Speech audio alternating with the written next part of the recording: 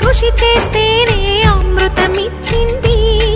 అవరోధాల దీవుల్లో ఆనంద నిధి ఉన్నది. కష్టాల వారధి దాటిన వారికి సొంతమవుతుంది. తెలుసుకుంటే సత్యమిది, తలచుకుంటే సాధ్యమిది. మౌనంగానే ఎదగమని మొక్క నీకు చెబుతుంది. ఎదిగి